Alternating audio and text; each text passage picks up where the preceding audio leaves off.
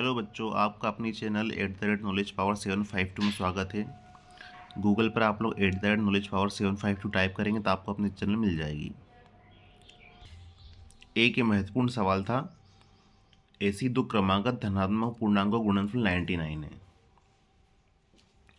ऐसे दो क्रमागत धनात्मक पूर्णांकों गुणनफल 99 है, पूर्णांक ज्ञात कीजिए। अब ये सवाल कैसा है? ट्रिकी सवाल है एक प्रकार का। ये इस सवाल को अब हम लोग सोल्व करते हैं। इस सवाल को जरा देखिएगा। पहले तो उसने क्या बोला है प्रश्न में? क्रमागत। आपको पिछली वीडियो में क्रमागत वाला भी एक सवाल बताया है मैंने, आप जरा उनको देख लीजिएगा। क्रमागत मतलब क्या होता है? लाइन से। जैसे 5 है तो 5 के बाद क्या आएगा? 6, तो ये क्रमागत नंबर हो गए। क्रमागत मतलब लाइन से आने वाले। 6 के बाद 7, इस टाइप से क्रमागत नंबर होते हैं।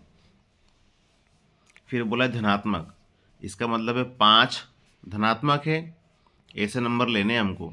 अगर उत्तर में -5 आता है तो उसे नहीं लेना है। धनात्मक संख्याओं के बारे में बोला है। फिर बोला है पूर्णांक। पूर्णांक मतलब 2, 1, 3, 4, ये सब पूर्णांक नंबर होते हैं। लेकिन अगर आपने लिखा 1.2 तो ये पूर्णांक में नहीं आ गया, दशमलव वाले नंबर में चला गया। दशमलव वाले हमको नहीं लेने। अब इसको हम हल करके देखते हैं। ऐसी दो क्रमागत दो संख्या की बात कर रहा है, तो पहली संख्या मान लो आप x। पहली संख्या क्या मान लिया आपने? x। तो दूसरी संख्या क्या हो जाएगी आपकी? x + 1। देखो ये क्या लिखा? 5। 5 के बाद क्या आता है? 6। 1 ज़्यादा रहता है। पहली संख्या 5 है तो दूसरी संख्या 6 है। पहली संख्या यदि 6 हो तो दूसरी संख्या 7 हो। क्रमागत ऐसे ही तो होते हैं, एक ज़्यादा होता है अगला वाला पद। तो यदि पहली संख्या x है तो दूसरी संख्या x + 1 आती है। मान लो पहली संख्या का उत्तर 5 है तो 5 + 1 6, दूसरी संख्या 6 आएगी। तो क्रमागत नंबरों में हमेशा पहली संख्या x मानकर दूसरी संख्या x + 1 होती है। अब दिया है इनका गुणनफल 99 है। ये प्रश्न में आपको दिया है, तो गुणनफल करो। ये पहली संख्या लिख दी x, ये दूसरी लिख दी x + 1। इनका गुणनफल कितना है? 99 है। इन्हें हल करते हैं। x² हो गया प्लस x हो गया बराबर हम 99 चल रहा है। क्लियर है? 99 को इधर लेकर आएंगे हम लोग तो हमारे पास एक वर्ग समीकरण बन जाती है। हमारे पास एक कैसी समीकरण बन जाती है? यहाँ पर वर्ग समीकरण बन जाती है। अब इसे हम लोग सोल्व करेंगे। श्रीधराचार्य जी का फॉर्मूला आपको याद है, उसमें ए बी सी निकालने पड़ते हैं। ए जो होता है x² का गुणांक होता है, a = 1। b जो होता है x का गुणांक होता है, b = 1। c अचर पद होता है जो अकेला होता है, साइन के साथ लेंगे, जो भी सिंबल है माइनस का 99। ठीक है। फॉर्मूला है x = -b plus minus root के अंदर b² - 4ac बटे में 2a। अब वैल्यू पुट कर देते हैं। 2 वैसे ही a कितना है? 1 लिख दिया। माइनस वैसे ही b 1 है, प्लस माइनस b वर्ग, b फिर से 1 है। 4 लिखा। a 1 है।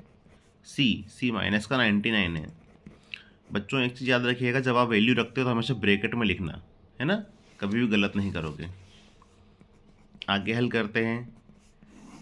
2 का 1 में गुणा 2, -1 वैसे ही, प्लस माइनस 1 का स्क्वायर करोगे 1। देखो माइनस माइनस प्लस 99 का 4 में गुणा करो। बेटा हिंदी और इंग्लिश मिक्स हो जाता है मेरा, उसको मैनेज कीजिएगा आप लोग। तो 99 का 4 में गुणा करेंगे, एक प्रकार से 100 मान लो। 100 में 4 का गुणा करोगे तो 400। अब 100 से 1 कम है तो 400 में से 1 गए तो 396। ये 99 का 4 में आप मल्टीप्लाई आपके अकॉर्डिंग कर लेना है। 396। इसकी ट्रिक भी है, जैसे 99 लिखा है ये 4 लिखा है। ठीक है, तो ये 4 से 1 कम कर दो, 3 बचा। 99 में से 3 घटा दो तो 96 बचा, ये 396 आ गया। अगर इस टाइप की ट्रिक देखनी है तो कमेंट में बताइएगा, मैं इसको 9 ट्रिक है ये, इसको भी सोल्व करके आपको बताऊंगा। तो 396 आया, इसको हल करा आगे, ये हो गया 397। अब बच्चों यहाँ पर 397 का कोई वर्गमूल नहीं निकलता है। जैसे 16 का तो हम लोग 4 निकाल देते हैं, 25 का 5 निकाल देते हैं, 36 का 6, पर 397 का कुछ वर्गमूल नहीं है। इसका वर्गमूल पॉइंट में आएगा। कैसा आएगा? पॉइंट में। 397 का वर्गमूल लगभग 19.92 होता है, 19.92 होता है, ठीक है, बटा 2। अब इसको हल करते हैं आगे। अब प्रश्न में पहले ही बोला है उसने धनात्मक पूर्णांक लेना है। अगर हम माइनस का साइन लेंगे तो माइनस का उत्तर आएगा, हम प्लस साइन लेते हैं।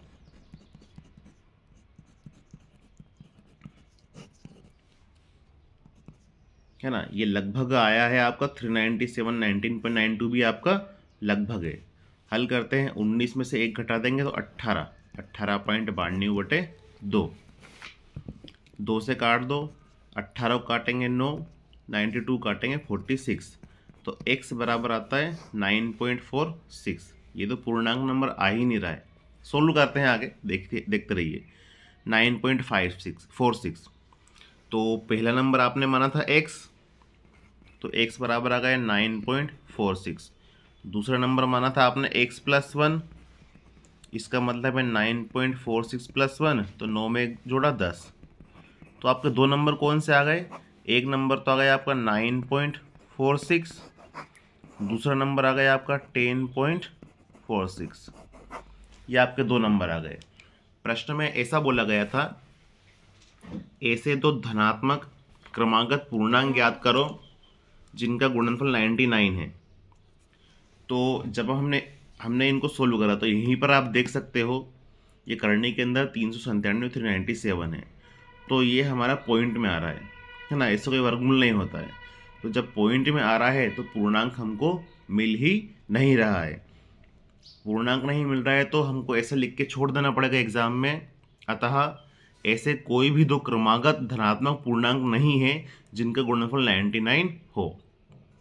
ऐसे कोई सी भी 2 संख्या नहीं है क्रमागत वाली, धनात्मक वाली, जिनका गुणनफल 99 हो।